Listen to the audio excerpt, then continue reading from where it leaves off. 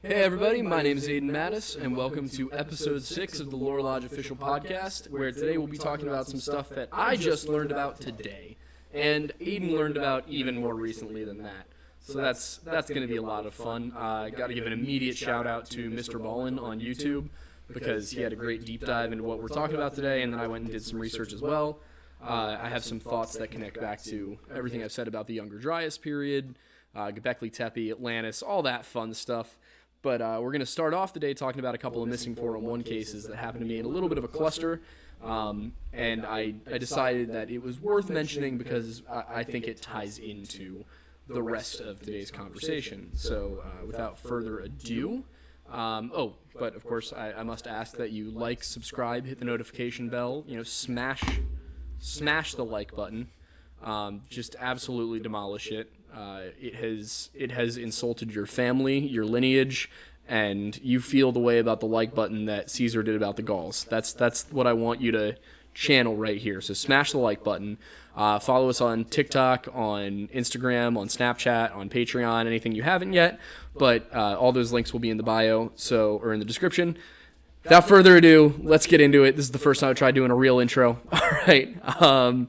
So, Aidan, I told you about Tom Messick a couple weeks ago, right? I believe so, yes. We were actually supposed to go up to a cabin near where he disappeared to visit with another TikToker who decided that it just wasn't the best circumstances for her, so that's why we are here and not in New York at the moment. Yes. But, so very near Tom Messick and around the same time, within 10 days actually, another man, Fred Drum, disappeared. Really? Yes. So, and I knew about the two disappearances. It did not occur to me until I went back and rewatched Missing 411 The Hunted by David Paulides that it was so near to the... I knew geographically, I knew how close they were. I didn't realize how, liminally close they were. Yep. Fred Drum was... So I'll just go over both really quick. Tom Messick is the more intriguing one, if I'm being honest. He was on a hunting trip with 3 of his buddies. They were all in their 80s, and some of their kids, who were all in their 30s or 40s. He and the other elderly gentlemen were spaced out about 100 yards each. They were the watchers, and their sons were pushing the deer towards them over a hill, was the idea. Mm-hmm. I know this is not how people usually hunt, but when you've got elderly people hunting and trying to enjoy the sport, it's one of the ways that you can do it. Yeah, that's fair. But anyway, they were out there for a couple hours, and they all reported that the forest was strangely quiet the entire time, didn't see a single animal, any of them, over the course of 2 hours. And that's not seeing a deer, sure. Not seeing a squirrel, not a magpie, no chipmunk, not even a gopher. Yep. Nothing. That's weird. That's very strange. That doesn't normally happen. We know that. Anyone who's ever been out in the woods knows that you cannot go 20 minutes without seeing something skittering around. Especially in, late fall, when animals are, finishing up their harvesting of acorns and whatnot. So anyway, they're spaced out about 100 yards. Tom is the furthest out down the road. And for 2 hours, the boys are looking for game. They can't push anything forward. And then they end up just deciding to pack it in. We're going to go hunt back closer to the camp. This is all up near Brant Lake. I'm not familiar enough. I'm trying to remember if anyone from the Adirondacks knows if I'm messing up the name. But the place they are is Lily Pond Road. For anyone familiar with the area, everybody goes to pack it in, and they get back to the trucks, and they realize that Tom's not there. Tom, of course, is an 84-year-old man. He's blind in one eye. His arthritis, not the type to wander off. In fact, physically incapable of wandering off. He's not there. So maybe he just didn't realize that we called it in, because he's pretty hard of hearing too. So they go to look for him, and he's not where they left him. And whenever an old man with those attributes is not where you left him, that's a disconcerting thing to realize. To say the least, yeah. So, Tom is gone. And they look around for him, and they figure, you know what, we'll just search for him all night, we'll find him, and then they don't. So they eventually report him missing. And the Forest Service gets involved, the Park Service gets involved, the Sheriff's Department, and surprisingly, without anybody reporting it to them, 2 FBI agents show up. And they get involved. And that's weird, because why is the FBI there if the FBI has not been requested? And they start to look into the case. And keep in mind, this is 2015. This is not like, this did not happen in like the 1970s. This is within the past few years. Yeah. No trace of Tom. They search for weeks. They set up bump lines. They described the forest as being a spider web of bump lines. You could not walk a few feet without hitting one. And bump lines are... They set them up so that you can feel if somebody else hits them, as well as, kind of meter out what's been searched and what hasn't. Interesting, okay. So it's basically just twine that's strung up in a grid all the way across the forest. Searched a huge area. Never found him. But 10 days into the search, the Department of Conservation of the state of New York, those rangers were called 40 miles south to Schuylerville, New York, where another man had gone missing, Fred Drum. And this was on Thanksgiving Day. So Fred was 68, so he was a little bit younger, lived on a farm, he was retired, just this nice rural plot of farmland. He was a farmer, an outdoorsman, and he goes missing.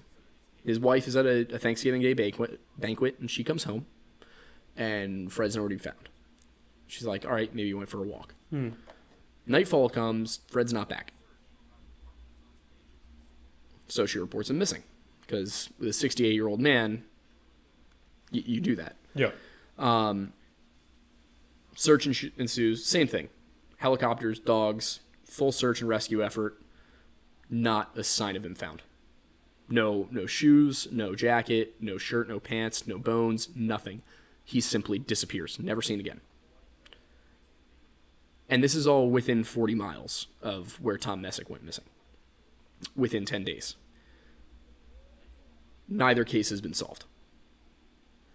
So a lot of the time on this show, we talk about some of the supernatural explanations for this, whether that be the Wendigo, the Cherokee Devil, the Skinwalker, any of these various ideas. But the story I'm going to tell after this, that I'm going to get into in a minute, is really going to kind of put this whole thing deeper into perspective.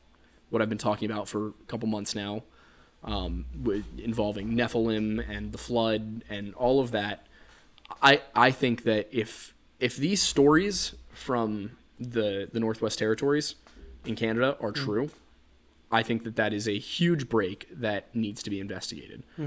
Because what we're talking about here is quite possibly the real version of what you're looking at in the Descent movies, with people who live in caves and come out at night to hunt, and they're from a different evolutionary tree, or it's split somewhere.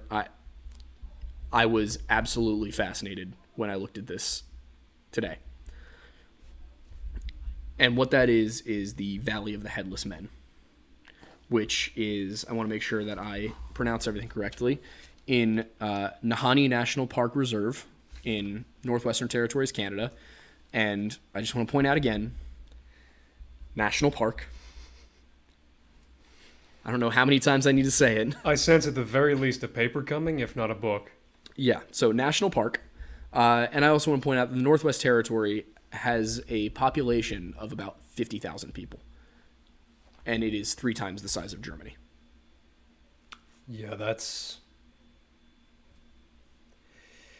pretty big and pretty not sparsely populated. There we go. Yeah. That's the word I was looking for. So, and the thing is, in the Nahanni? Yeah, in the Nahanni Valley, the Nahanni River Valley, it's uninhabited almost entirely. You got a few hunting cabins, some native tribes that kind of skirt the area, but the valley itself, uninhabited. The reports of missing persons start in the early 1900s, but let's talk about kind of the history of the valley really quick.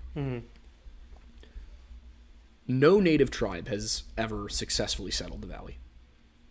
In 11,500 years, not a single First Nations indigenous tribe has successfully settled that valley. And if you look at pictures of it, it's gorgeous. It is beautiful.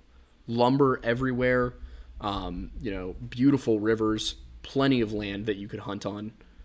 For, a nomadic hunter-gatherer tribe, it would be pristine, ideal. Yeah.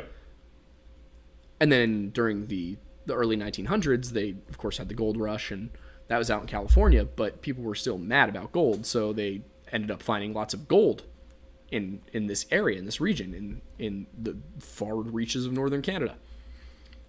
But throughout time, the natives had tried to settle it, and you had the Naha people who actually did, and then, according to native legend, just up and disappeared one day. Completely left behind their cabins, their clothes, their everything. Just the people just disappeared. Yep. The other natives from the area report seeing monsters, everything from what is typically described as the Wendigo to a more common pale white humanoid being, and here's where I don't consider this to be a Wendigo situation. What they report is packs of them. Packs That's interesting, yeah. of pale white humanoids that hunt at night. Yeah. And if you've seen The Descent, that sounds a lot like the crawlers from The Descent. Yeah. As well as tales of very large white wolves, but I don't think those are necessarily connected. But point being made, the natives of the area tell of pale white demons who hunt in the forest in packs at night. Definitely sounds like something worth exploring in one instance, and in another one, something that would definitely prevent a native tribe from settling there. Exactly. So I also want to consider like the time period here and the geography. I want to set the scene before I get into this first story. So this area, well, again, we modern archaeology suggests, modern anthropology, what's mainstream says people got to the Americas in 11,500 years ago. At the very, very earliest, 13,000 years ago. 11,600 years ago is the end of the Younger Dryas. Everything down to Minnesota, think about that, south of our border with Canada, was glaciers. Was just walls and miles and miles and miles of ice. And then during the Younger Dryas, that ice melted and it receded. And receded all the way back up to where it kind of is now. That would have carved massive canyons. And those floodwaters would have pushed... And remember, this is not overnight. This is over the course of, 1,000 years, 1,500 years. This would have pushed people up as the waters rose. So what you have in what is called the Second Canyon in the Nahanni River Valley, the Second Canyon is part of one of the sub streams of the lake, of the river. It is 3,000 foot tall sheer cliffs on both sides. Water that in some cases is thousands of feet deep. Like, it is a deep river. And if you look up those cliff faces, there's caves. They're just holes in the side of these cliff faces. And they're completely unexplored. We don't know what's in them. All we know is that they're there, and the phenomenon I'm about to describe has been documented since about 1900. In 1904, Willie, Frank, and Charlie McLeod decided they were going to try their luck going into what was then just known as the Nahanni River Valley, to around the Second Canyon area, to an area actually called Flat River. And they were going to prospect there for gold. Story goes that they got there, they set up their materials, they took a homemade boat across the river, and started sifting for gold. And apparently they found a lot of it, according to Charlie. So much so that they had no reason to stay. They filled up all of their containers, and they were like, you know what, let's go back. Let's go back, sell our gold, and come back with more equipment and set up something more permanent here. So as they were on their way back across the river, their boat capsized. They lost most of their supplies. They lost all of their gold. And, they were like, all right, that sucks, but we're going to try again. So they rebuilt their boat, went back across the river, went to the exact same spot, started sifting for gold. Nothing. Not a nugget of gold in that river. They get disheartened. They decide they're going to head home. They go back, and it should be kept in mind, there's no roads here. It is all rugged, Yukon, like you're trekking. So they eventually all get back to town. It takes them a few days. And the younger of the two, Willie and Frank, say, we want to go back. And Charlie's like, you know what, it was too close a call, I don't want to go. So Willie and Frank recruit their friend Robert, and they go out, and they say, it's a few months later, it's now 1905, and they say, we're going to go out, and we're going to go to the same spot, we're going to prospect for gold. They're gone a few months, but Charlie's not really concerned, because, maybe they struck pay dirt, and they're staying out there. Year goes by, 2 years go by. Nobody's even heard from them. Nobody came back to report. Nobody came back to sell any gold. Nobody's come back to buy supplies. And so Charlie gets concerned, and he rounds up another 4 guys, and they make an expedition into the valley. They go to the first spot where they had found gold, and nobody's there. They keep going down, and they get into Second Canyon. And you got to keep in mind the geography of Second Canyon would mean that 3,000-foot tall cliff faces over water. It's cold, it's dark, and it's a canyon, so it's a wind tunnel. It's cold there.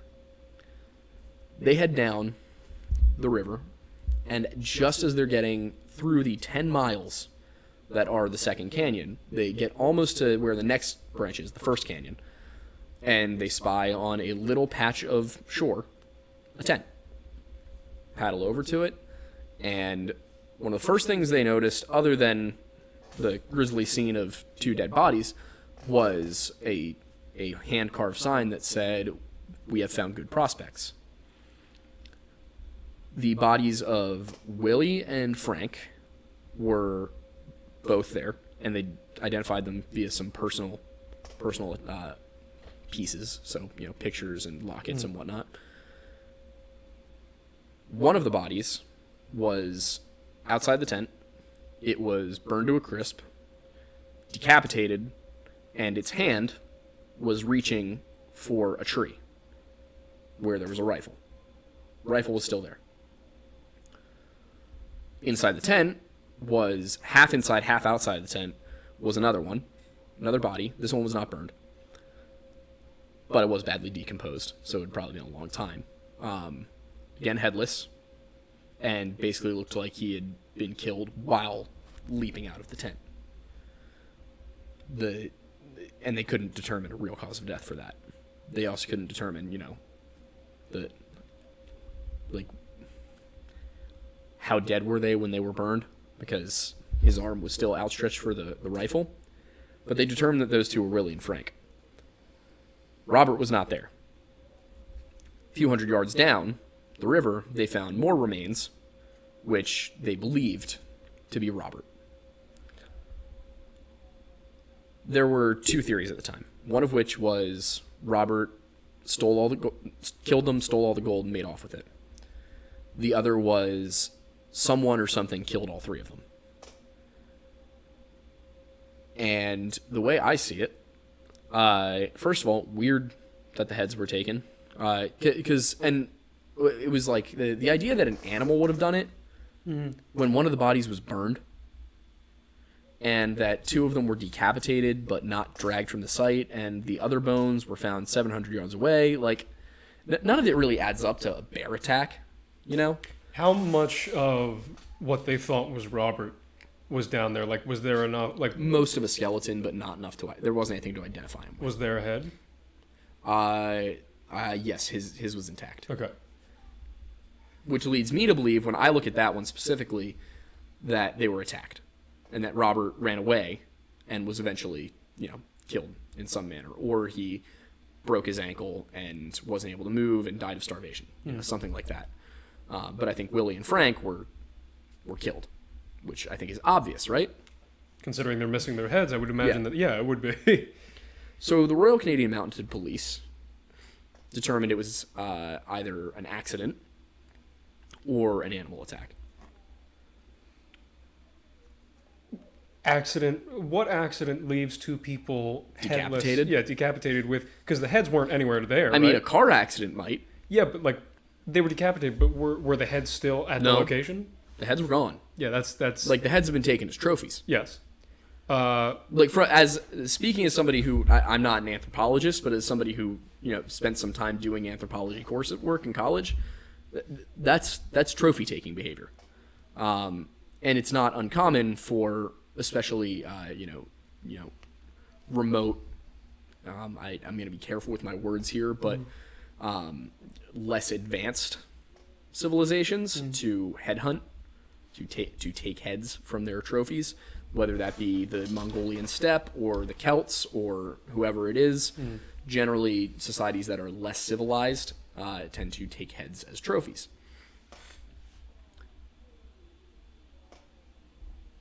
The next, I'm just gonna make sure that I have everything here. Yeah, here. So I actually have notes this time. You usually do. Yeah. So. But yeah, so the deaths were ruled an accident by the police, which is fine. That was really the first instance of this. The second one happened 8 years later in 1913. It was Martin Jorgensen, and he was a prospector. He went alone.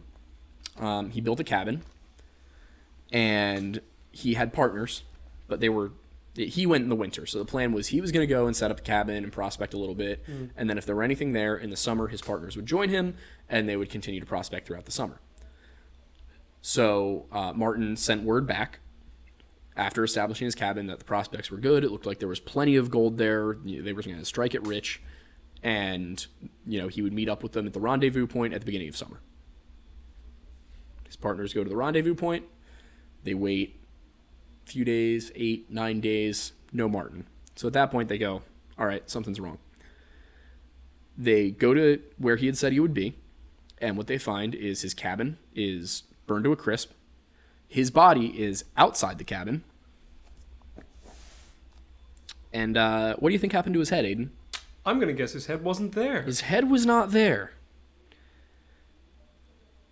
Didn't appear that anything had been taken other than that, but he had been decapitated, burned. They determined he was probably burned after he was decapitated.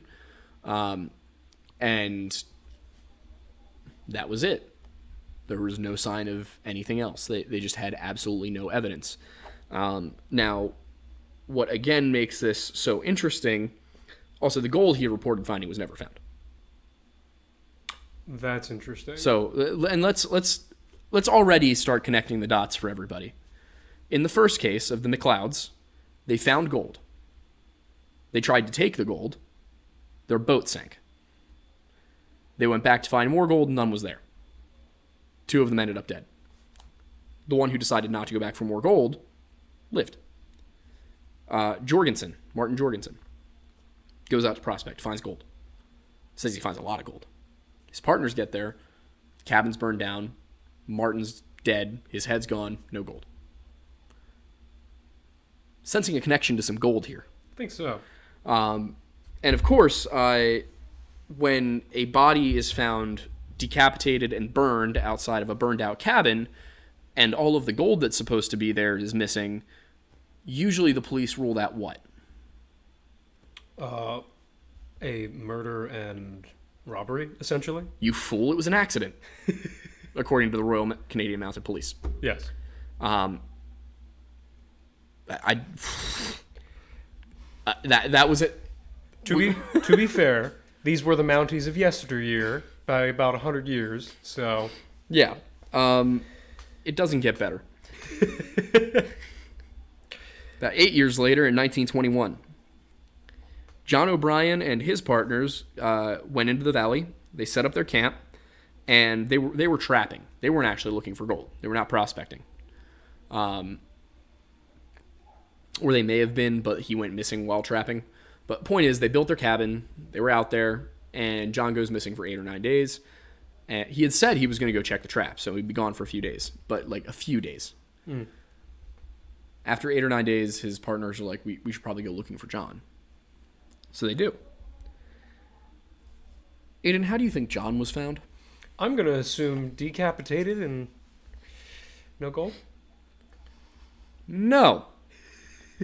John was found sitting on a log with the remains of what was absolutely at one point a campfire, with his matchbook in his hand, sitting straight up as if he was relaxing, almost like this, looking completely calm and pleasant, except he was completely frozen. There was no sign of shock on his face, no sign of struggle. He wasn't huddled over. He wasn't freezing. Like, he looked like he had been flash frozen, is what the witnesses said. It looked like you had just stuck him in a freezer, just filled it with liquid nitrogen very quickly, and that's what you got. Just a Johnsicle. Aidan, what do you think the police ruled this death? I'm going to guess an accident. Yep. Now, while this one doesn't actually come with him necessarily prospecting, it could have something to do with the idea of trying to take value from the valley, if we're going with some sort of ancient curse like the natives believe. Yeah. Like taking gold, taking furs out of the valley, that would be disturbing its treasures, and that would get you killed. Yep. But, that's the native curse legend idea. Is there, just to kind of go along with that curse theory, just out of curiosity for a moment, are there people that have gone into the valley and just visited and been fine? They come out alive. Interesting. In 1926, a hunting party, including one Annie Lafferty, was camping. Keep in mind, they were hunting. They were all having a jolly old time, merry old time. Drinking, laughing, hanging out. They all go to sleep one night. They wake up in the morning. Annie's gone. They look for her. They can't find her. They find some of her clothing, but no her, no sign of a struggle, no blood, nothing. The police look for her. The search is launched. They have more people come in, and they're trying to find Annie, but after several months, no Annie turns up, and they determine, you know what? She just must have gone missing, must have been carried off by an animal, something like that. And the police, of course, ruled it an accident. So, in the end, what you're telling me is Annie was not okay.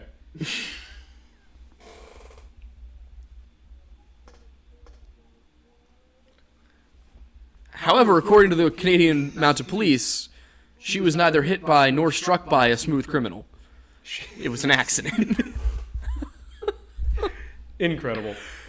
So, also, just as a quick aside before we hop back into that, Kid Collector Comics sent us $4.99 with a little question as a super chat. Just wanted to let you know, if you're hanging around, we will be answering questions in super chats and just regular chats, but obviously super chats will have priority. We'll be doing that after 8, so in about 20 minutes. But until then, we're going to continue with the main topic of this week. But anyway, stick around. We will answer your question. Don't worry. Questions will get answered. So now here's where the Annie Lafferty thing gets really funky. Even more not okay. Yeah. A few months later, a man named Charlie, who was camping at the same time as the hunting party, not as part of the party, but like across the river from them, he overheard somebody telling the story of Annie's disappearance, and he felt compelled that he should go to the police because suddenly something that he saw made a lot more sense. And what he reported was that he had woken up in the middle of the night to the sound of rocks being thrown into the river. Curious. Not big rocks, just like, medium-sized rocks.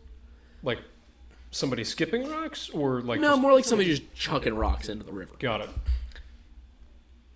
He reported to the police that what happened was he heard this. He stepped out of his tent to take a look and see what was going on.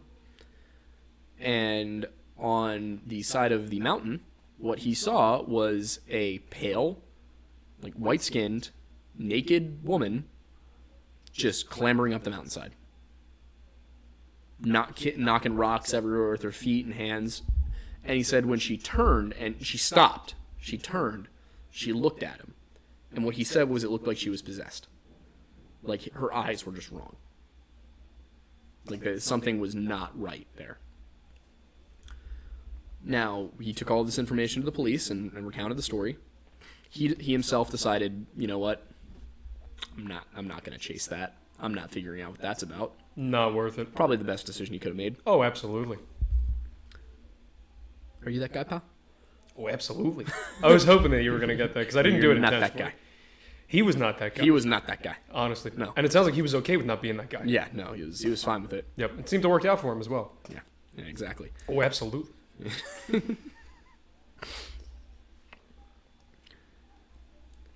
The police, this being months afterwards, and Annie's death having been ruled an accident, despite the report of extraordinarily odd behavior, because if somebody goes out in the woods of northwestern Canada naked at night, there's no way they're going to survive. And also her scrambling up the mountain. It's not like she went down to the lake to take a bath. It's a lot of stuff. You would think that would get investigated, but instead the Royal Canadian Mounted Police said, she's probably dead. You want a donut? And that was it. Hey, like early century Mounties? What were y'all on? Yeah. So if you thought that perhaps this was just a weird string of events in the early 1900s, in 1931, Phil Powers built a cabin in the valley. He was also a gold prospector. Yeah. Builds himself a cabin. Just living his life. And, of course, eventually didn't check in with whoever he was supposed to check in with. A story Search parties called, and what do they find? They find his cabin burned to the ground with him inside of it. Now, it should be mentioned, his head was there, and it was attached to his body. Okay. What should also be mentioned is that the origin of the fire was the top of the house. How did they determine that? Just the burn pattern. Interesting. The way the house collapsed. Various things. Now, if the fire had started at the top of the house and he was alive when the fire started, he should... And it was not determined that he fell because, like, a log fell on him. Yeah. It was determined that he simply died in the fire. If the fire had started at the top of the house, then he should have theoretically had time to get out of the house. Yeah. Which means that he was probably dead when the fire started.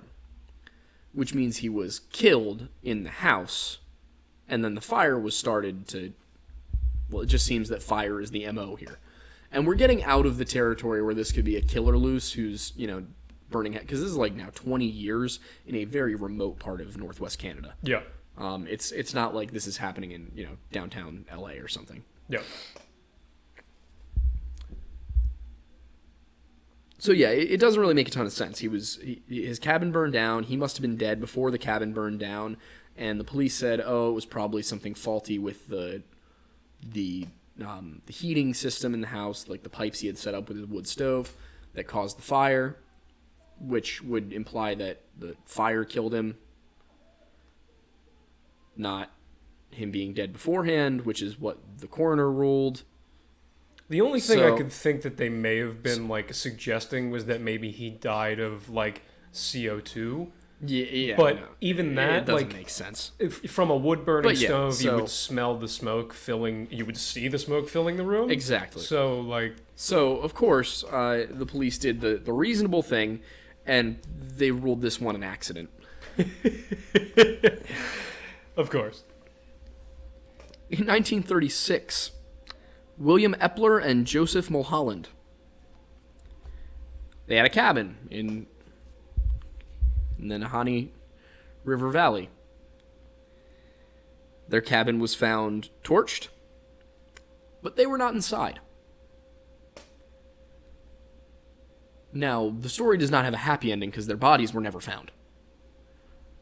No heads, no clothes, nothing. Just they disappeared. Interesting. And their cabin was burned. In 1945, because whatever's going on here was not to be stopped by World War II. Of course not. Ernest Savard was found by his partners, his prospecting partners, in his sleeping bag next to the river, decapitated. Not burned, but decapitated. The police investigated. Wasn't much to investigate there. It was basically, we haven't seen Ernest in a little bit, where is he? Oh, he's in his sleeping bag. There's no head. It's partially decomposed, probably been dead for a few days. What the police suggested was, he must have died of natural causes, like hypothermia, starvation, starvation would explain why he was just chilling in his sleeping bag. And then their reasoning was his head is gone because an animal took it. But why would an animal take his head and not the rest of his body? That doesn't make a ton of sense. Nope. Bears are smart enough to rip open a sleeping bag. So if it was a bear or a mountain lion or something, it wouldn't just be his head that's gone. Correct. So in the face of what is obviously a homicide, the police did the rational thing, looking at the evidence, that he was clearly killed, that his head was taken, that his partners, lost track of him, and they ruled it, the only thing you could possibly rule this, an accident.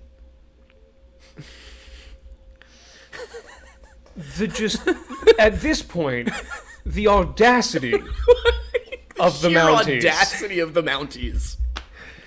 I want to know who said you could do that? At a certain point, you gotta look at it and be like, okay, listen, Like, this is 5 decapitations, in the same spot. Let's put a little effort in, just a little bit. It's just it begs the question: how interesting were their lives at home, or better yet, what do they know? That they're there we go. Oh, not dealing with that. Not going up there. No, thank you. So you're catching on to how this ties in. Why I was so excited about this story is this ties into everything I've been talking about the National Park Service, both in the United States and in Canada. Yes, being some sort of cover up for the government, knowing there's something out there. Or perhaps I've been wrong all along, and it's not that they know that there's specifically Wendigos out there. Yep. Maybe they just know there's shit out there. Yep. And they don't want us to know about it. Mm-hmm. And they think, if we can close off these regions and if we can patrol them, we can keep things to a minimum. We can label decapitations an accident. Who's to say we're wrong? Great point. By the way, you have a 10-minute warning, roughly. Okay, we're almost done. Cool. So a year after Ernest Savard goes missing, or not missing, his head went missing. Yep. The rest of him was found. Yep. Just not okay. Yeah, just not okay. John Patterson goes missing, and his body was never found. Mm. What's interesting about his disappearance is the encounter the search party had with some natives from the area. So on the last night of their search, they were getting ready to leave, and they were approached by a delegation of First Nations tribespeople. Mm. And what they told them was, listen, you need to stay inside. You need to leave. There are beings wandering about the forest. They're pale. They have dark eyes and sharp teeth. And they're looking for you. Don't go outside. Now that thoroughly freaked out the searchers. Well, yeah, understandably so. And what they reported was for the rest of the night, they heard howling and wailing and what sounded like something deliberately trying to scare them. And what they saw was exactly what the Native Americans described. They saw pale white humanoids roaming about, whooping and howling and wailing to one another to communicate. and they left promptly in the morning. Again, smart move. Exactly. Now, this is all continued to some extent, but without the deaths and disappearances, partially due to the fact that in 1976 it was declared a national park by the Canadians. Now, most national parks are tourist attractions, right? They've got roads, they've got visitor centers, they've got rangers, they've got trails. This one has none of them. There's not a single road leading to it. There is not a trail. You have to either fly or hike to get there. It is essentially discouraged that you go there. And as time has gone on, the Canadian government has put up signs basically saying this part of the park is off limits. And what they've been saying is, oh, well, we're just trying to preserve those specific parts of the park. Now, what's interesting about the exact spots they chose to put off limits is they're the spots where these people disappeared. The spots where these beings in the dark were sighted. So is it a coincidence? I don't think so. I think that's the end of my notes, yeah. But I just want to go over that really quick. So what you've got here is essentially stories of a group of pale humanoid beings that hunt at night, and this is in Native American folklore. You have people being decapitated and burned alive, or burned after they were killed, and you have pretty much entire unexplored cave systems in 3,000-foot sheer cliffs. In an area that was overrun with glaciers for a long time, but where, as the glaciers receded, humans that predated the current Native Americans might have retreated themselves into those caves, looking for food, or, maybe perhaps because they were used to that climate, they were trying to remain close to the ice, whatever you want to say it is. It is very unlikely that the rest of the world has been inhabited by what we refer to as human beings for up to 200,000 years. And yet North America, only 1,300, or only 13,000. It seems very likely that during the Younger Dryas, because the comet impact was in Greenland, the North American continent bore the brunt of the impact. That the flooding would have been harshest here, that it would have basically wiped out anything we had on this continent. And then we believe that it was just repopulated with people who crossed the Bering Strait. What I think this is evidence of, given the location, given the time, given the geography, is that there was a pre-Clovis civilization in North America, or at least pre-Clovis humans, who retreated north with the glaciers as the climate changed. And that perhaps up in the Canadian wilderness, up at the top of the world, they stuck around a while. And they do not like it when people mess with their territory, when people try to take things from their territory. Because the behavior of taking trophies and of setting fires is distinctly human. That is not something, taking trophies we sometimes see in the animal kingdom. Setting fires is a very, very human thing. And, just to consider the possibility there. But on the other hand, the sheer terrifying thought that there is a proto-human race living in the caves of northwestern Canada that knows how to use fire. That means they're in the Stone Age. There is possibly a Stone Age civilization living in the caves of the Nahanni River Valley in Canada. And the Royal Canadian Mounted Police seem to be very keen on making sure nobody finds out about that. And the Native Americans don't exactly seem to disagree with me on this. Now, they seem to think that they're forest spirits or demons or something like that, whereas I would go with a more natural explanation for it. But, in the movie The Descent, we have the crawlers who live underground in the Appalachian Mountains, and they sometimes leave at night to hunt, but for the most part, they have very acute senses of hearing, very poor sense of sight, and very poor sense of smell. Maybe that's what we're looking at here, is a humanoid group that over time evolved to live in the dark. That the reason that there's all this wailing and yelling and screaming isn't necessarily them trying to scare us, but it's how they communicate, is with sonar, with sound waves, because they can't see very well. So I wouldn't be surprised if you were to find one of these things. And here's the thing, is people will often, in situations like this, be like, well, if they were real, why haven't we found a skeleton yet? Well, one of the first signs of civilization, of something becoming sentient and creating society, is caring for the dead. So I would posit the reason that we haven't found any of their bodies yet is because the bodies are taken back into the caves.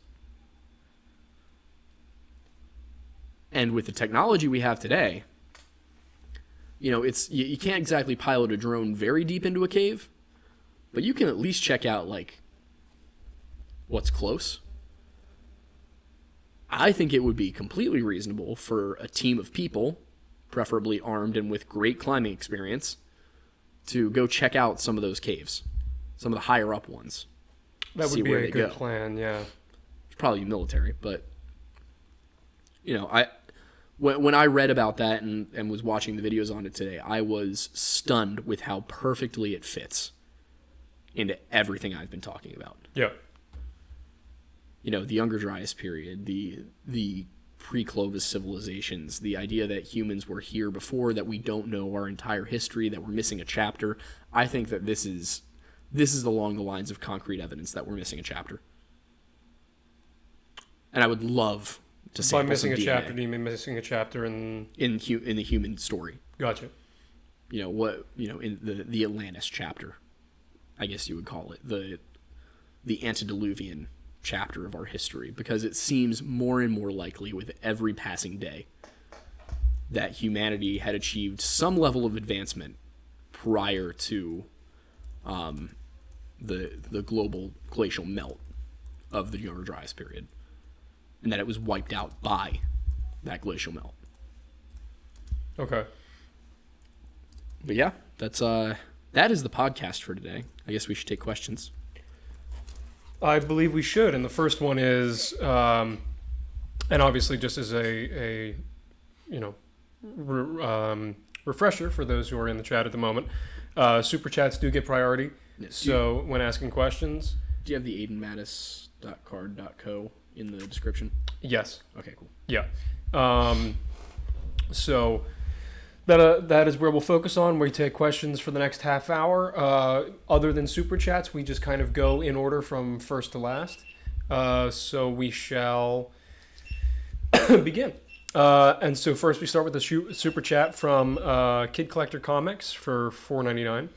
Thank you. And it says, yo, sorry I'm so late, y'all. I was wondering if there's anything I should look out for on the Colorado woods going on vacation there. Colorado? Not a ton of... Let's see. The one thing I would say is that there is the missing 401 case of Jim McGrogan. I would look into that. Okay. What I would give you in terms of advice in any case like this is the simple advice that you do not go anywhere alone. Always stick to the buddy system. If you want to talk about supernatural creatures that might be in Colorado, you got the Thunderbird, you got the Wendigo, you got the Skinwalker that could all be up in that area. Supposedly Sasquatch could roam the area. There are always stories of feral people in the mountains, But for the most part, people usually don't go missing. 99.9% of the time, if you're in the mountains hiking with your friends, you're going to be fine. But just remember to stick to the rules. Stay on your trail. Use the buddy system. If you're going to be out, wild camping, bring a firearm. Simple stuff. Make sure you got supplies. Make sure you got your compass, your GPS, your cell phone's charged, all that. Having a little crank radio isn't a bad idea either. I have one. Yeah. That would be my advice, is just keep your wits about you. Be smart. Use the same rules you'd use for any normal predator.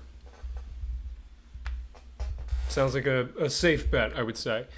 All right, next question is from 24K Zeus213. Asks, do you think the Nephilim are like the ISU in Assassin's Creed? Yeah, the Aisu, I think, are based off of the same idea as the Nephilim or the Anunnaki. But I would say that they're more likely...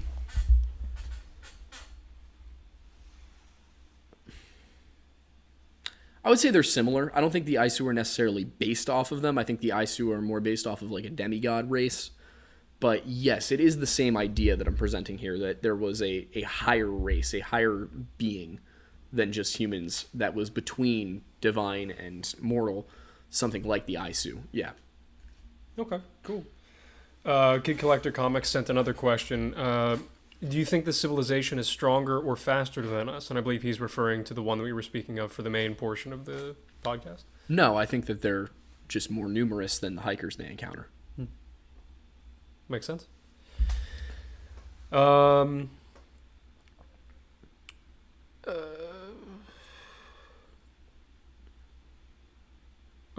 UGO Ruthless asks, when I was a kid, I stayed the night with my grandparents on their land. When I went to sleep, I heard a very clear hello. I pretended to be asleep. What are the chances it was a flesh pedestrian?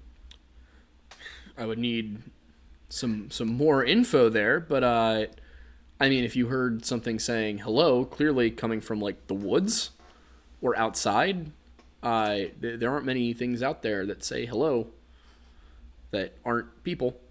So you've got two options there. Either it was a person or it was a flesh pedestrian. I would say that if you very genuinely heard somebody say hello from outside, it was probably either a person or a flesh pedestrian, and neither of those are good things to have saying hello to you outside your window. Not generally, no.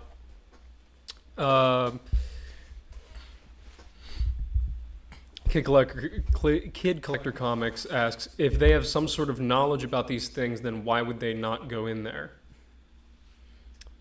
It's a good question. You know, why does the government do anything it does? Could be because they don't want it getting out. And the best way to avoid it getting out is to ignore it and just block it off and make sure people aren't allowed in there. And then you don't have people who are within the mounted police, you know, experiencing things and then leaking it. You know, because what if you do find something also? Like what? Yep. I mean, think about that aspect. What if they went in? What would the effect be on society? If we had the Canadian government send a research team into these caves and they came out saying there's a human species, another human species alive in those caves. And that's under the assumption that if they found out that was to be the case, that they would actually publish that information. Yeah. There's also the other possibility that they know when they haven't published the information. But also the sense, or the possibility that they don't want to send anybody in specifically to pursue whatever this might possibly be because they don't have the resources, or they have resources but just not enough to consider it worth it. Considering the sense that like there's so much. I don't know. The government considers some weird stuff worth it. The Canadian government. Like gender identity classes in Pakistan. I don't know much about that. That's a thing we funded. That's fair. Yeah. But you know, that is a lot easier than sending people into a cave. A potentially dangerous scenario. True. All right. I mean, you got a point. You know, we didn't send. Maybe George Lucas was right about the Geonosians. Maybe that's what's in the caves. It's Geonosians. It's Geonosians. That's it. That's why the Canadians won't tell us they're building a droid army. They are. So the Canadians are essentially the separatists. Yeah. Interesting. We got a super chat from Silk G for $5. Thank you, Silk G. 2 questions. The first one is, going to Central Arkansas near the Ozarks, what is out there? What's out there? Yes. That would be Windy Boy territory for sure. Am I saying you will encounter a Windy Boy? No. But it would be Windy Boy territory. It could possibly be Bigfoot territory. You are going to be, I think, within what would be considered Cherokee territory. So Cherokee Devil possibly, but historically, traditionally, they only go after Cherokee people. So if you're not part Cherokee, then you're good. But yeah, that's what you'd be looking at in Arkansas in terms of cryptids. His second question is, how effective would thermal devices be at detection? For, I would assume, fleshy boys in general, but probably more specifically the Wendigo. For the skinny boys, probably very effective. Now, the Wendigo, it depends. Again, in some traditions, they are giants with a heart of ice, which would make them cold, which would mean that they are not susceptible to thermal imaging. I guess my answer would be I would not rely on thermal imaging to tell you whether or not they're out there. NVG would probably be better. And remind night vision goggles. Got it. All right, so the next question in terms of order. Let's see. Somebody said, or She Loves Tracy said, "Hi Aidan, my birthday is tomorrow." So happy birthday. Congrats. Happy early birthday. Does it... Looks like we got a $5 super chat, but there's no question there. Well, thank you. Should we make up a question? We could. Yeah, Aidan, ask me a question. What is your favorite pop punk song? Oh, God, that's a hard one. It is a hard one. That's why I chose it. That's my favorite genre. I know.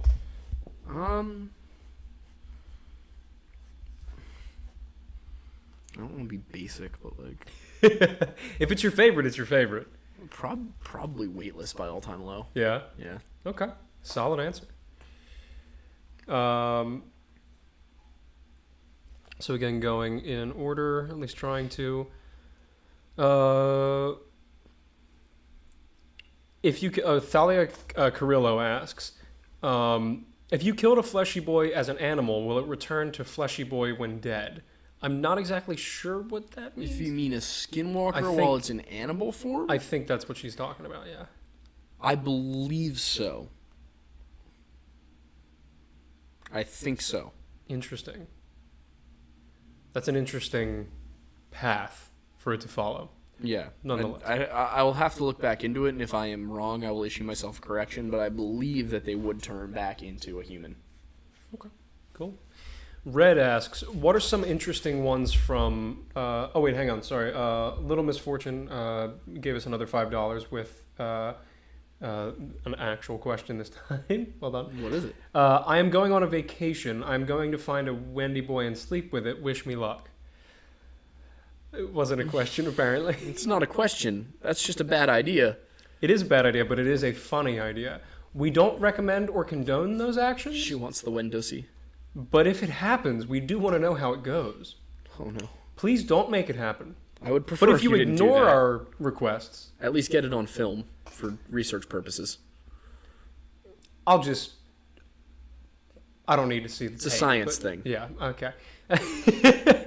So anyway, going back to Red's question, what are some interesting ones from Florida? The skunk ape is the most common Florida... Yeah. The what? It's like kind of their version of Bigfoot. Okay. The skunk the ape? skunk ape, yeah. Go ahead and look it up and read the definition off Wikipedia. Okay, hang on. Because I don't remember it from heart, but it's funny.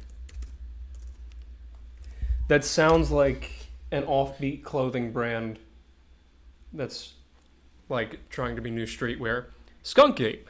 The skunk ape, also known as the swamp ape and Florida Bigfoot in American folklore, is an ape-like creature that is purportedly to inhabit the forests and swamps of some southeastern United States, mostly notably in Florida, or most notably in Florida.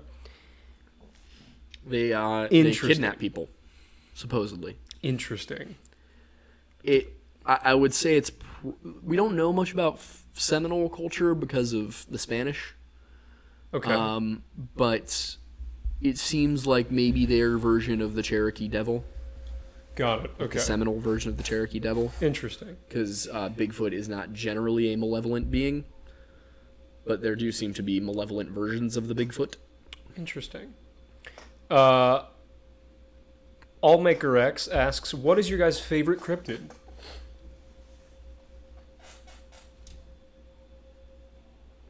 You go first. To be fair, I have less of a collection to I know pick from. too many. Yeah, I was gonna say mine just kind of funnels down to only a few really. We haven't talked about him yet, and I keep pestering him to do a video on them, and we will do one soon. Demons fascinate me. It's not a cryptid. I know, it's but a demon. Yes, but like they're technically okay. So if we're going just cryptids, then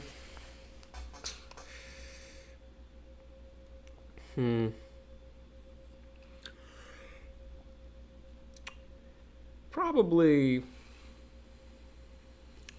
my instinct is Wendigo purely because it's just the way they formulate is just it's the same for me. I just think it's the coolest one. Yeah, it's wild. But if I were to encounter one, I'd want it to be a skinwalker.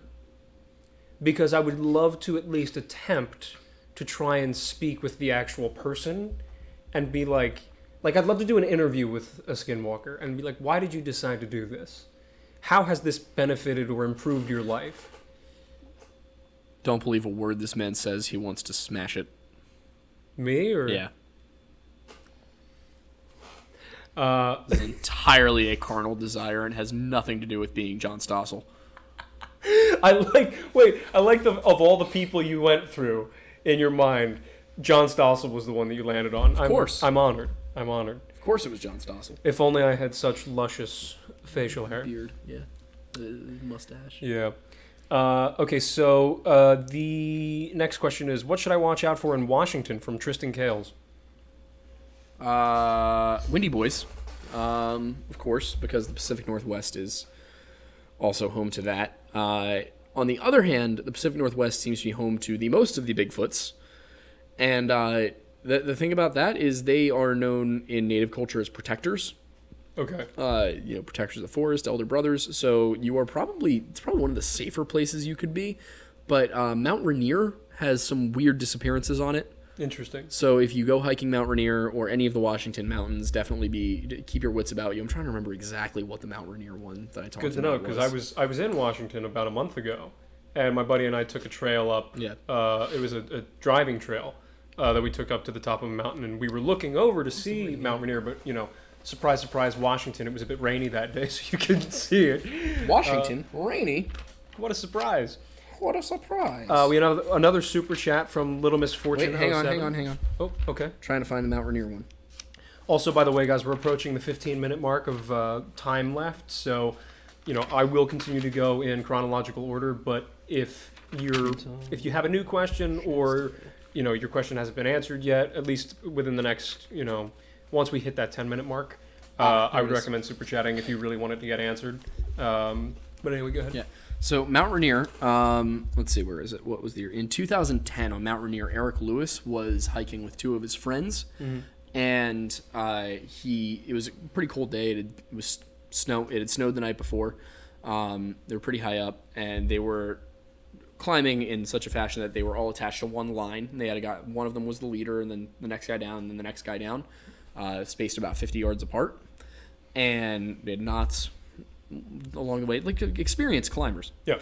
And at one point, the lead climber stopped to rest, and the second climber caught up, and he stopped to rest. And they were expecting that Eric would show up to rest, and they were in their 50s. And Eric never showed up. So eventually they kind of pulled on the line to see what was up, and they realized the line was slack, and they climbed back down. And what they found was that his carabiners had been unhooked. So the knot was still tied, but he had unhooked himself from the line. And they looked around, they called the Rangers, there were no tracks, nothing. Couldn't find him. What they did find, about 200 yards down and to the left of where they were climbing, in an ice cave, was all of Eric's gear, but no Eric. And there was space in the cave for somebody to slip back, but they obviously weren't going to do that. Yeah. A lot of people have claimed that maybe Eric's friends murdered him, but there doesn't appear to have been any motive for that. So yeah, something is perhaps lurking on Mount Rainier. And also in Washington, I must of course warn all of you to watch out for my friend Brianna. She is terrifying. She will hurt your feelings. She can be very mean. She's got some pretty cool tattoos, but she can also be evil when she wants to. I'm confident that she does not support me having a podcast, so she will never see this. But Why? Wait. but she did go to prom with me, so that was pretty cool. Can you elaborate on why you think she wouldn't approve of you having a podcast or support? Why you would having a anybody who has known me for 12 years want me to have a platform?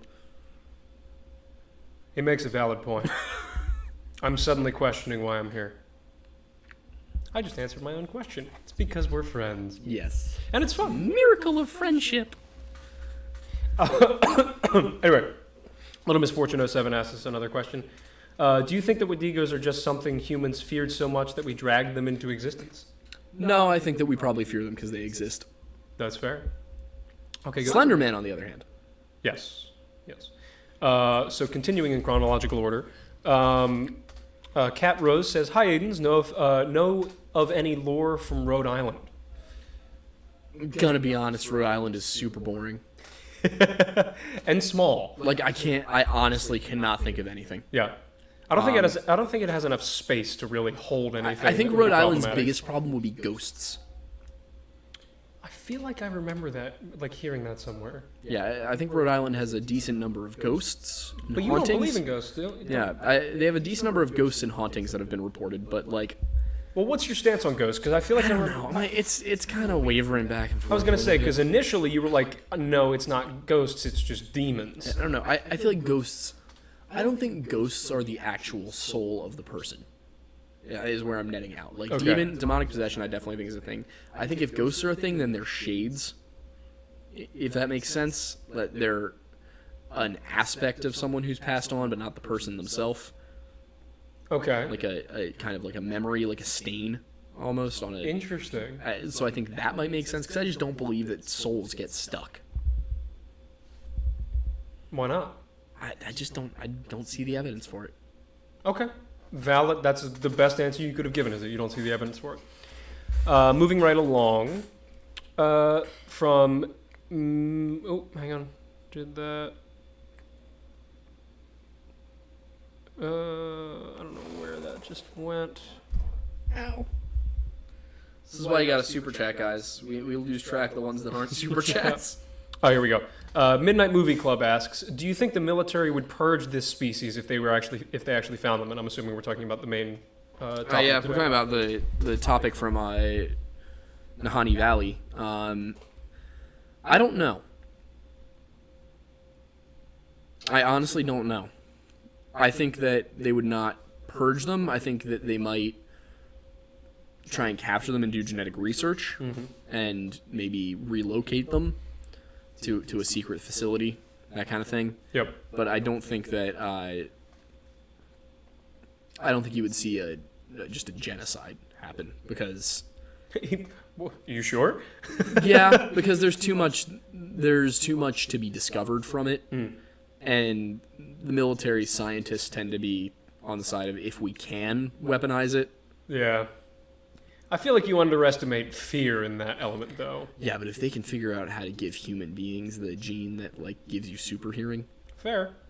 they're gonna try and do it. That's fair. Kid Collector Comics asks, "What draws skinwalkers, fleshy boys, and other Wendigos out aside from just provoking them?" Well, hunger. I mean, if there's something to eat on their land, they're gonna want to go eat it. But yeah, I mean, it's for the most part provoking them or just them, hunting. With skinwalkers, it can be a little bit more malevolent. You probably to an extent enjoy the hunt. But with Wendigos and flesh pedestrians in general, I think it's just mostly hunger. Got it.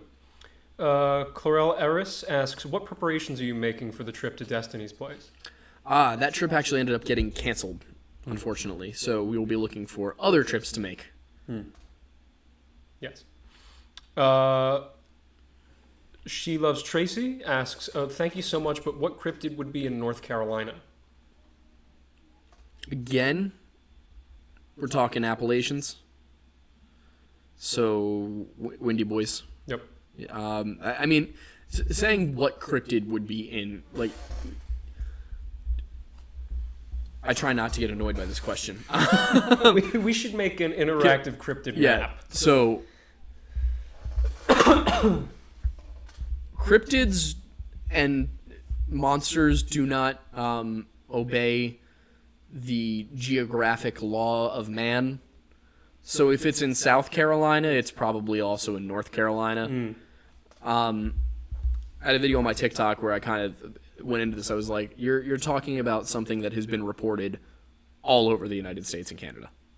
So yeah, North Carolina, South Carolina, Virginia, West Virginia, Pennsylvania, New York. Pretty much anything east of the Great Plains, most likely. Yeah, including the Great Plains, actually. Yeah. The Algonquin culture and their legends, just Appalachians out west. Interesting. Yeah. Okay. So yeah, it's off. It is going to be very hard for me to, off the top of my head, list the random, like, local ones. North Carolina does not seem to have a ton of cryptid culture that I'm aware of, but yeah, you would be looking at Windy Boys. Nice. Speaking of Wendy Boys, we have a $5 super chat from Wendigo. Oh, Spelled, he's found me. Yes, spelled WENDIIG 0. He asks, ever heard of a giant 2-meter tall bipedal rabbit near the Henson Boy Scout Reservation in Maryland? Yeah, You have. How? I think. How? I don't know. That just digs up memory. I've never seen him this distraught. Especially Why does over that one sound simple so question. familiar? I want to know as well. I'm going to have to look it up because that sounds really familiar. We'll look into it. Why does that sound familiar? Next question is from UGO Ruthless. Will you play different games on your Twitch? I can. I've been considering doing some Mountain Blade, maybe a run of Skyrim. The problem with Twitch is I have no idea what I'm doing. So I did get a capture card, and we are going to try and hook that up so that I can use it to stream more efficiently. But I do need to figure out how all of it works. But if people have ideas that for games they would like to see done, I currently only have an Xbox One and a PC. But yeah, I can do some Mountain Blade, I can do some Total War, some Skyrim, Age of Empires, Warzone, when Battlefield 2042 comes out. Warzone is really fun. I just started playing Warzone. It's a really good time. Yeah, so, but it's probably going to be mostly Warzone for now, but I can absolutely look into other games. Cool. 24K Zeus213 asks, if I kill a Wendigo, will it be released from its Wendigo form? No, it'll just die. So in a way. In a way, yeah. Simply, I saw this remark and I just had to acknowledge it. Owen Wilson said, "Ah, yes, the Wendussy." Wow.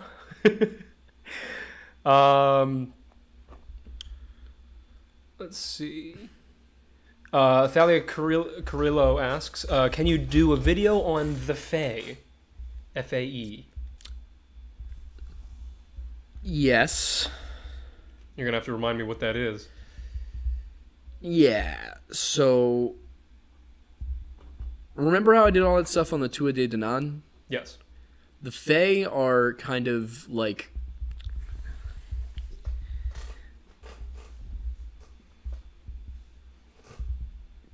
along those lines as like this sort of like it's the fair folk. They're also referred to as the Fae. It's kind of like the Irish version of elves. Got it. But there's a number of things that fall under the classification of Fae, such as sprites, pixies, brownies, like various things. It's all sorts. It's basically the Irish side of cryptids. Got it. What we would refer to as cryptids in modern English. I've kind of tried to avoid it a little bit because the community surrounding the Fae is often girls who describe themselves as witches online, and they can be quite mean if you get things wrong.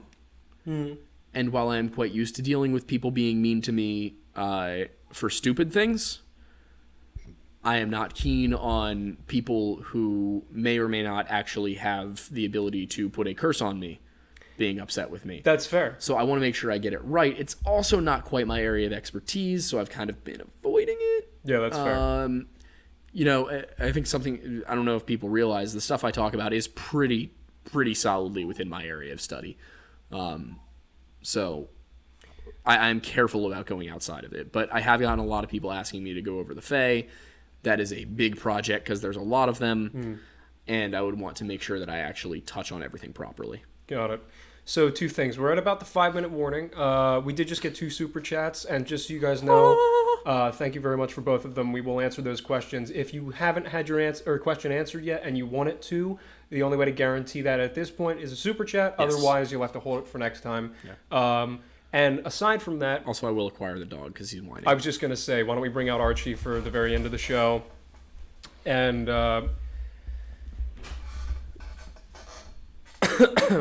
So anyway, so the first super chat for $5 from Cat Rose, saying, Little Hope and Man of Medan are on Steam. You should stream with them. Also, damn, Rhode Island was called out.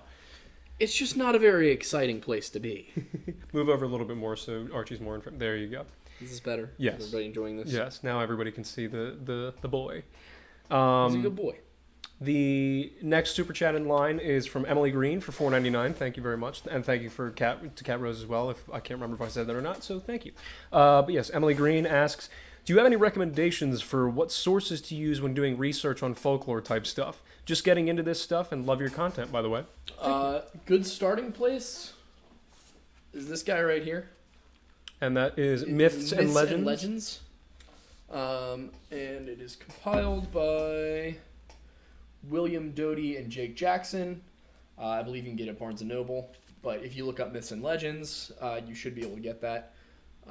It's classical Greek, Celtic, Norse, Chinese, African, Native American, and Scottish. So it covers all the basics, so to speak. Yeah, I think that would be my primary answer to that. After that, it gets more specific depending on what you're looking into. There's, of course, the Encyclopedia Britannica has little excerpts on all of them. But yeah, it's I would start with that, and then as you find stuff that you find more and more interesting, then I have... honestly, the best thing you can do is go to the source material. Which is why when people say, oh, well, what should I read if I want to learn about Norse mythology? I say, oh, well, the Poetic Edda. They're like, well, what about a modern book? And I'm like, well, why do you want a modern book? Like, in that case, just go on Wikipedia. Yeah, they're going to be getting the same information, but, like, worse if it's modern. Not necessarily worse, just, modernized. I know. I know. Okay, the next super chat is from Christine Pambino Bennett. Hey, it's my mom. She asks, if a Wendigo and a Skinwalker mate, what will it be? An abomination. What? They theoretically, I guess, kind of a... I don't know. I don't think that would be possible. I think they'd just kill each other. Oh. If you were to, if you were to do some, lab work and create an embryo and whatever... It really depends on the tradition. I mean, if you're going with... What do you want? Do you want to be up here? Technically, come up if you want to go... people are going to be able to hear you. I know, but okay. It's priorities. No, not priorities. The dog is not priorities. The dog gets enough attention as it is. The dog's always a priority. Anyway, you were saying. Anyway. This makes me think when you said, they would just kill each other. Now I just want to see gladiatorial bouts. Bouts I get between it, but cryptids. No. Technically, if you go by the actual traditional lore of both, and not my theory of the whole Nephilim connection, if you had a Wendigo and a Skinwalker mate, you would get a human. Because they're both humans. Interesting. Yeah.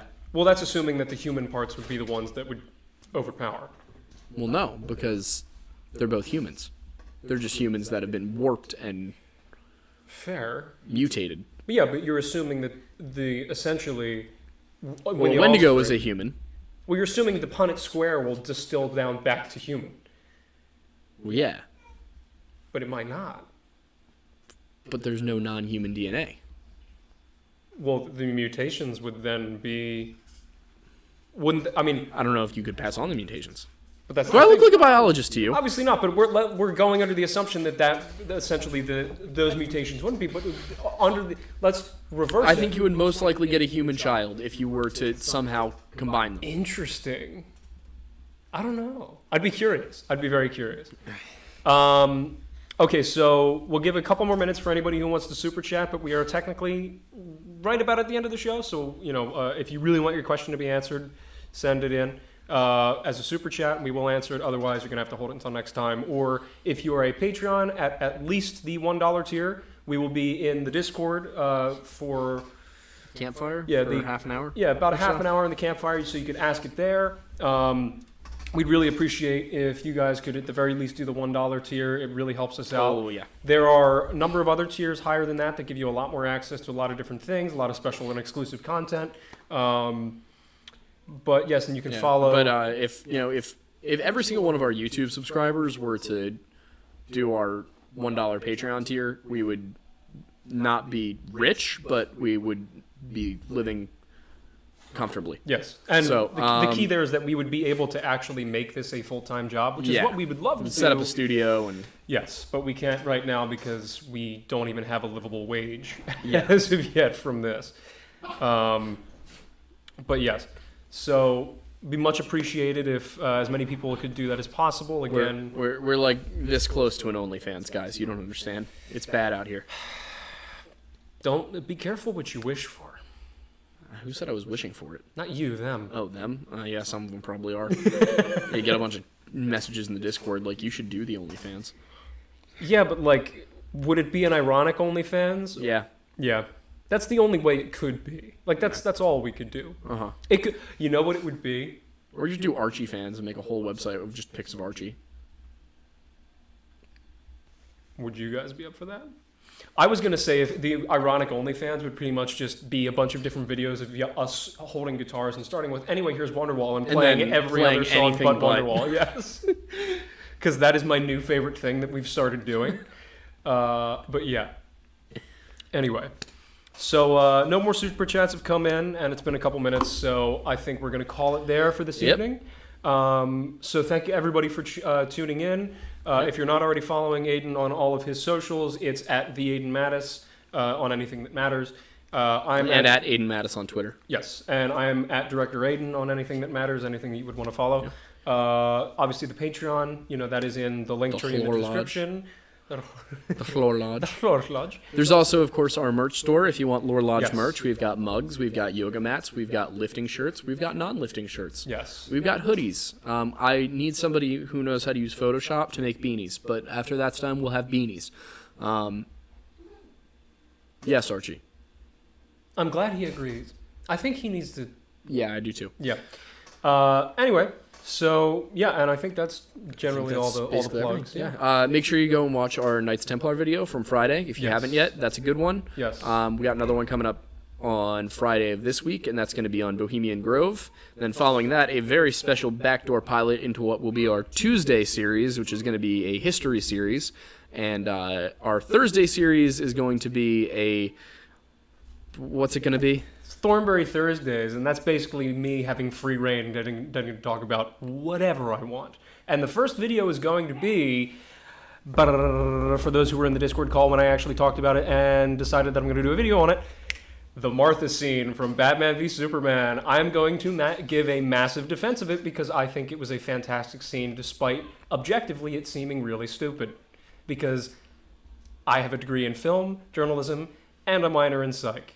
And I grew up learning a lot of psych because my mom has her master's in it, and I've always been interested. And I think that scene specifically is an incredible psychological understanding of both of those characters.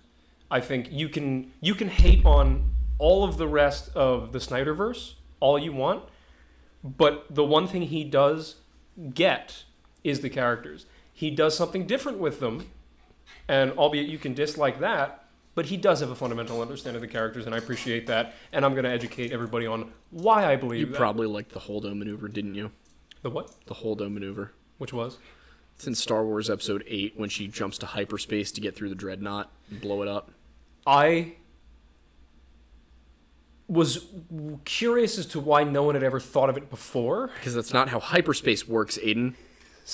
Hyperspace is not just jumping the light speed. Hyperspace is when you actually go into a hyperspace lane, which have to be carved out of space by other ships going into hyperspace and literally carving out hyperspace lanes. And a lot of them get lost and never seen again. A lot of people died that way in the Star Wars mythology. And if you look into it, you can't just jump to hyperspace. You're not going laterally. You're not just moving in a line. Of course nobody thought of it. Because it's not possible. Naturally, but... You know, if you're going to create... Star Wars obviously does not use real-world physics, but if you're going to create physics for your universe, stick to them. You can't... Do you know how many things in that movie they were like, oh, by the way, now there's this, and now there's this, and now there's this? Yeah. Also, they're like, we're almost out of fuel. You're in space. You don't need to use fuel. Yeah, I hated the fuel thing. But I will say, to be fair, in the main canon of the live-action films, hyperspace lanes were never... even hinted at in like the first 3, but there was no hint at lanes. Yeah, but in the Star Wars canon, by the time you get to Episode 8, by the time that was made, hyperspace lanes were canon. Okay, but in what area of the canon? Was it in the novels or was it just in? I think it was in the Clone Wars. Okay. And Rebels. Fair enough. Yeah. Sorry, this is not a Star Wars show. It could be. It could be. We could have one of them too. Yeah. We don't want to spread ourselves too thin. Yeah, we're starting to. This is starting to fall apart, so I think we're going to end the show now. But yeah, follow me on TikTok, Instagram, Twitter, Snapchat, whatever. Follow him on all those as well. Yes, please. Sub to our Patreon, please. We are begging you. We need money. And, thank you to everyone who makes this show possible. It is absolutely just the most fun thing that we've ever gotten to do for work. And we are looking forward to, however long we can keep this up. Yes, very much so. All right. Anyway, we're going to take out the boy, and we will see y'all who are patrons in the Discord. All right. Adios, mi amigos.